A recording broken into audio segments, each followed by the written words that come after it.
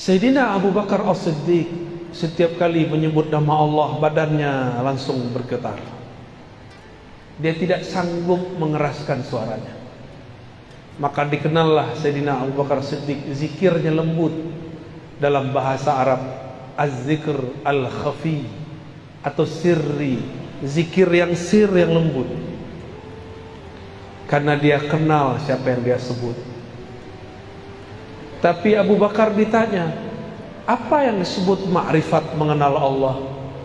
Jawaban beliau, ketika engkau mengaku semakin mengenalnya, semakin engkau mengaku bahwa pengetahuanmu tidak ada apa-apanya. Ini baru faham tauhid, pembagian sekian, baru faham sifat 20, sudah merasa alim. Belum, itu belum. Bahkan satu huruf pun itu ada nama, ada makna di dalamnya. Kita baca al-lafaz Allah, alif di situ sudah ada maknanya. Jika tidak ada maknanya, kenapa Allah mengatakan alif lam mim? Karena satu alif ada makna. Itulah perbedaan kitab suci ini dengan kitab suci yang lain. Kitab suci Al-Quran, jika diterjemahkan, terjemahannya bukan Quran, namanya terjemahan. Al-Qurannya bukan itu, karena terjemahan dari makhluk, sedang Quran bukan dari makhluk. Maka tidak sah solat pakai terjemahan. Allahu Akbar, dengan nama Allah yang Maha Pengasih lagi Maha Penyayang. Segala puji milik Allah Rabbul Alamin, pencipta alam semesta. Enggak sah, solatnya langsung batil. Ya, itu solatnya langsung batil.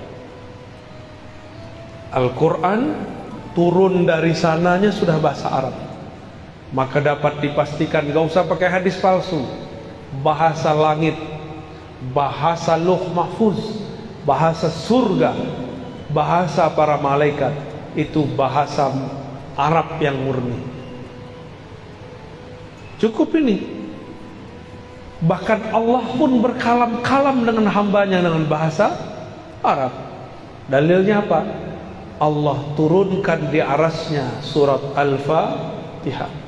Jadi salah satu oleh-oleh Nabi ketika beliau diangkat Mi'raj, Allah langsung turunkan surah Al-Fatihah. Dialog Nabi dengan Allah. Bismillahirrahmanirrahim, itu pembuka. Sayyidina Nabi SAW membuka lagi, Alhamdulillahi Rabbil Alamin. Allah jawab, Hamidani abdi, hambaku telah memuji-mujiku. Setelah Alhamdulillah apa? Ya, bangun petidur nih. Ar-Rahmanir Rahim. Apa kata Allah? Asna alayya abdi, hambaku sangat banyak memujiku. Malik yaumiddin, sama, Allah juga jawab begitu. Wali abdi ma sa'al, Allah tambahkan, apa yang dia minta aku pasti kasih. Iyyaka na'budu wa iyyaka nasta'in, sampai akhir Allah mengatakan aku kasih, aku beri. Maka tiadalah orang mendirikan makna Al-Fatihah lalu membacanya dengan lisannya, melainkan Allah Ta'ala kabulkan semua hajatnya kalau baca Fatihahnya benar. Ya, kalau baca Fatihahnya, saya sudah baca Fatihah kok nggak sampai-sampai, berarti Fatihahnya belum dialog, belum dialog dengan Allah Subhanahu wa Ta'ala. Ketika Nabi naik ke arasy Allah, Allah turunkan di situ, maka ada ayat yang belum tertulis sebagai ilmu Al-Quran. Dalam ilmu Al-Quran disebut dengan ma'rifatu makan nuzulil ayat, mengetahui tempat turunnya ayat. Belum ada yang menyebut arsy, samawi, ardi. Yang baru ada laili nahari, turun siang hari, turun malam hari. Makki madani, turun di Mekah, turun di Madinah.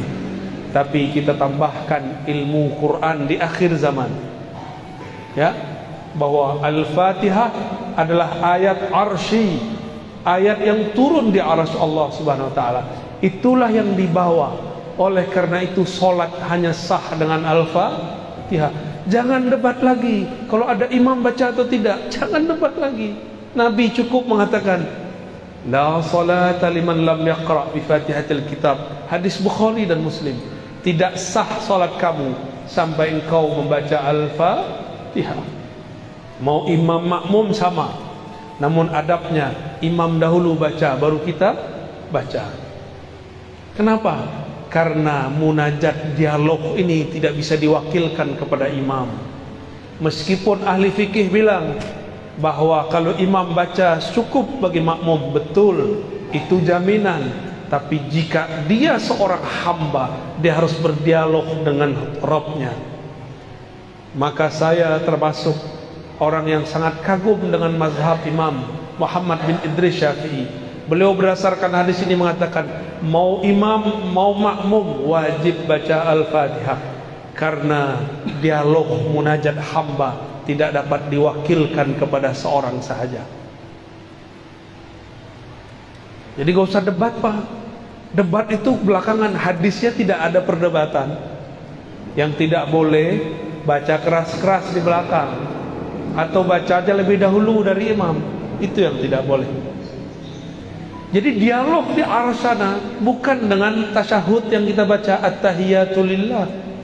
Itu hadisnya kurang sahih, bahkan tidak sahih. Yang sahih adalah dialog arsyiyah, ayat arsyiyah, surat Al-Fatihah. Oleh karena itu